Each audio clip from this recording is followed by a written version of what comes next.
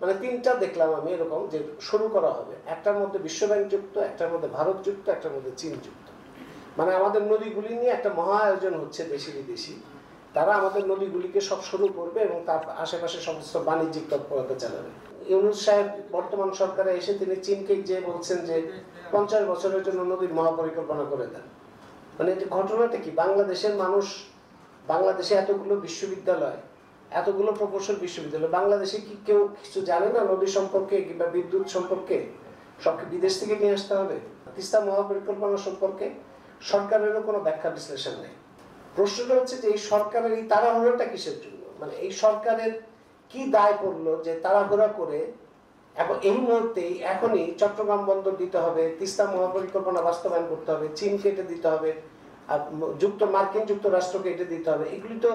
কিন্তু আবার ভারত বিরোধিতার কথা বলা হচ্ছে, কিন্তু ভারতের প্রকল্পগুলো আবার বিদ্যমান থাকবে, রামপাল থাকবে, আদানি থাকবে, ভারতের আধিপত্যের যে সমস্ত জায়গাগুলো সেগুলো বহাল থাকবে, আবার নতুন নতুন ব্যবসা বাণিজ্যের জায়গাগুলো হবে। এই সরকারের এই তাড়াহুড়া কিংবা এই আগের সরকারের মতো এক গুয়েমের কারণটা কি? মূল কথাটা হচ্ছে যে তিস্তার মহাপরিকল্পনার যেটা কথা হচ্ছে, এই মহাপরিকল্পনার বিষয়টা একটা যেটা গণশুনানির কথা এসছে, সেই গণশুনানি এবং এটা সম্পর্কে স্বচ্ছতা এবং জবাবদিহিতা সেটা নিশ্চিত করেই সিদ্ধান্ত নিতে হবে। জনগণের সম্মতি, জনগণের অংশগ্রহণ, জনগণের স্বার্থকে নিশ্চিত না করে কোনো ধরনের মেগা প্রকল্প নেওয়া যাবে না। আমাদের আরেকটা সমস্যা হচ্ছে যে কোনো কিছুর মধ্যে বিদেশ থাকলে, কোনো কিছু বিদেশি প্রকল্প যদি হয়, এই চট্টগ্রাম বন্দর নিয়ে যেরকম হচ্ছে যে বিদেশি কোম্পানি কাজেই ভালো হবে একটা, তো এই তিস্তা মহাপরিকল্পনার ব্যাপারে চীন দিচ্ছে, নিশ্চয়ই খুব ভালো হবে জিনিসটা। এবং চীন এবং ভারত, এইটা আমাদের আরেকটা সমস্যা যে ভারতের কোনো প্রকল্প নিয়ে সমালোচনা, আমরা যখন রামপাল নিয়ে আন্দোলন করেছি তখন এরকম প্রচার হয়েছে যে এটা নিশ্চয়ই চীনকে দিতে চায়, এরা বোধহয় চীনপন্থী। আবার চীনের প্রকল্প নিয়ে সমালোচনা করলে তখন বলা হয় যে এটা বোধহয় ভারতপন্থী। মানে ভারত এবং চীন কিংবা যুক্তরাষ্ট্র, ভারত, এই সমস্ত যে এই দেশগুলোর একটার বিরুদ্ধে গেলে আরেকটার পক্ষে যাচ্ছে, এই যে একটা প্রবণতা মানুষের মধ্যে, চিন্তার মধ্যে, এটা একটা ভয়ঙ্কর প্রবণতা। কিন্তু এই জায়গাটা পরিষ্কার হয় না যে বাংলাদেশের স্বার্থটা ঠিক কোন জায়গাটায়, বাংলাদেশের মালিকানাটা ঠিক কোন জায়গাটায়, বাংলাদেশের জন্য আসলে কোনটা দরকার। তো এই চিন্তার এই ধরনের সুবিধাটা নিয়ে দেশি এবং বিদেশি যে সুবিধা গোষ্ঠী, তারা বাংলাদেশের উপর বিভিন্ন ধরনের, এটা বিদ্যুৎ থেকে শুরু করে নদী পর্যন্ত সমস্ত ক্ষেত্রে দেখা যাচ্ছে এই ধরনের ভয়ঙ্কর এক একটা প্রকল্প আসছে। দুর্ভোগের কারণ হচ্ছে প্রাকৃতিক ভাবে না, এই দুর্ভোগের কারণ হচ্ছে মানুষের তৈরি নানা রকম পরিকল্পনা এবং প্রকল্পের কারণে। উন্নয়নের নামে বিভিন্ন প্রকল্প নেওয়া হয়েছে।